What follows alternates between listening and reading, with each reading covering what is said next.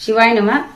வணக்கம். என் பெயர் அலமேலு. நான் கடந்த 8 வருடங்களாக செய்தியாளராக பயணித்து வருகிறேன். இந்நிலையில் என் மகளும் செங்கல்பட்டு மாவட்ட பிரபல நாளிதழில் செய்தியாளராக பயணித்து வருகிறார். இந்த நிலையில் நான் கடந்த செவ்வாய்க்கிழமை 10ஆம் தேதி மாவட்ட ஆட்சியர் கூட்டரங்கில் அமைச்சர் சிறு குறு தொழில்துறை அமைச்சர் அவர்களின் செய்திகளை சேகரிக்க மாவட்ட கூட்டரங்கிற்கு சென்ற போது என்னை ஜெயா PRO மேடம் அவர்கள் என்னை போலி செய்தியாளர் என்று அவமானப்படுத்தியும் என்னை கிண்டல் செய்தியும் அங்கு வந்திருந்த கட்சிக்காரர்கள் எல்லாரிடத்திலும் என்னை கை காட்டி என்னை நக்கலாக கேலி எடுத்தும் என்னை பெருத்த அவமானத்தை உள்ளாக்கி நான் அது சம்பந்தமாக கேட்டபோது என்னை செங்கல்பட்டு தாலுகா ஆய்வாளர் நடராஜ் ஐயா அவர்கள் என்னை வழிமறித்து சத்தம் போடாதமா பேசிக்கலான்னு சொல்லியிருக்காரு. இந்த நிலையில PRO மேடம் நடராஜ் ஐயா ஷோல்டர் இப்படி சீண்டி அவங்கள வெளியே அனுப்புங்க அப்படின்னு சொல்லி எங்களை சொல்றாங்க. அது மட்டும் இல்லாம அந்த மேடம் மேலேயே நியூஸ் 18 ராபர்ட் செய்தியாளர் அண்ணாவும் நிக்கிறாரு. அவர் என்ன பண்றாரு, அவங்களை வெளியே அனுப்புன்னு சொல்லி அந்த அண்ணா என்ன கண்ணையும் காட்டுறாரு. அது மட்டும் இல்லாம ஒரு சில பத்திரிகை அவங்களுக்கு வேண்டப்பட்ட பத்திரிகையாளர் மட்டும் அந்த அண்ணனுங்களா மேடையில நிக்கிறாங்க. நானும் என் பொண்ணு இந்த மூலையில தான் ஐயா 3 மணி நேரம் நிற்கிறோம். எங்களுக்கு டீ கிடையாது, காஃபி கிடையாது, உட்கார சேர் கிடையாது, குடிக்க தண்ணி கூட கிடையாது ஐயா. பத்திரிகையாளர் அவ்வளவு கேவலப்பட்டு அவங்க முன்னிலையில நாய் மாதிரி எங்களை நடத்துறாங்க. இது சம்பந்தமா எவ்வளவு வாட்டி அவங்களை நேர்ல போய் பார்த்து நான் வாழ்வாதாரம் இல்ல, சாப்பாட்டுக்கு வழி இல்ல, என்ன ஏதோ ஒரு விஷயம் பண்ணுங்க மேடம் சொன்னா எங்களை அங்க சேர்க்கறது கூட கிடையாதுன்னு எங்களை குழா சண்டை மாதிரி ஒரு மாதிரி மூஞ்சி அப்படி சுருக்கிட்டு போறாங்க. எனக்கு என்ன பண்றது, அவங்களை போராடுறதுன்னு எனக்கு தெரியல. இதனால என்ன ரொம்ப போலி செய்தியாளர்னு சொல்லி என்ன மன உளைச்சலுக்கு ஆளாக்குனதுனாலதான் நான் போய் ரொம்ப முடியாம நான் போய் தாலுகா ஸ்டேஷன்ல அந்த PRO மேடம் மேல நான் கம்ப்ளைண்ட் வச்சேன். ஜெயா மேடம் மேல கம்ப்ளைண்ட் வச்சேன்.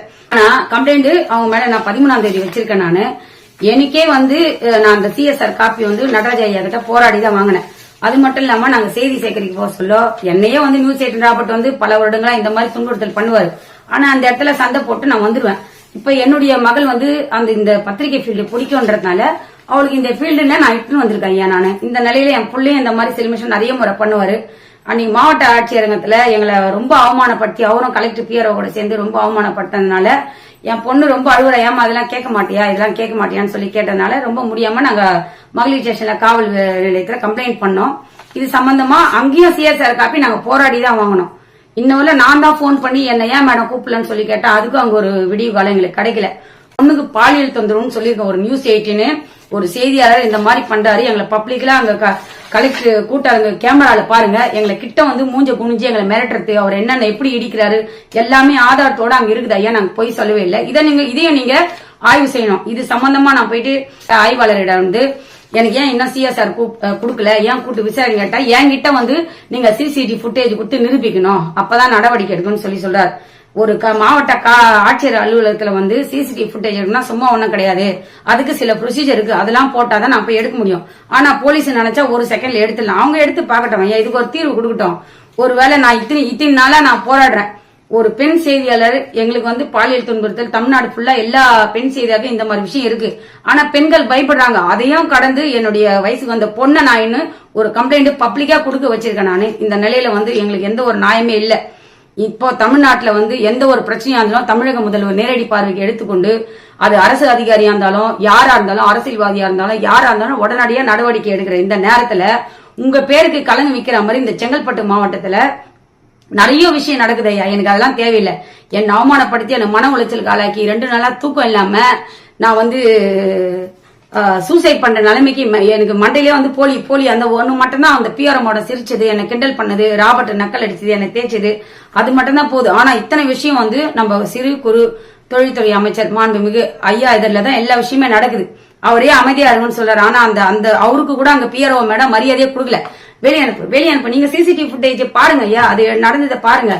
ஒரு பெண் பத்திரிகை ஒரு தமிழ்நாட்டுல ஒரு 4ஆம் தூண் பெண் செய்தியாளருக்கு இந்த ஒரு நிலைமைன்னா இந்த அரசு அதிகாரிங்க மத்த பொதுமக்களுக்கு என்ன ஒரு பாதுகாப்பு தருவாங்க?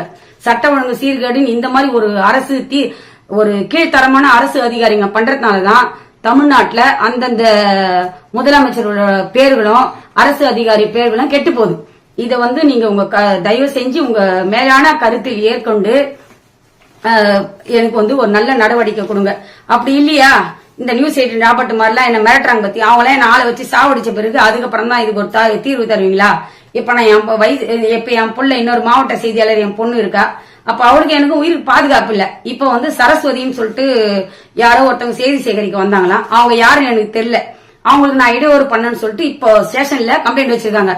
நானு 12ஆம் தேதி 13ஆம் தேதி கம்ப்ளைண்ட் வைக்கிறேன். இந்த சிஎஸ்ஆர் காப்பி போராடி வாங்கின ஐயா ஒரு பத்திரிகையாளர், ஒரு சரஸ்வதி மேடம்னு சொல்லிட்டு யாரோ என் மேல கம்ப்ளைண்ட் வச்சிருக்காங்க.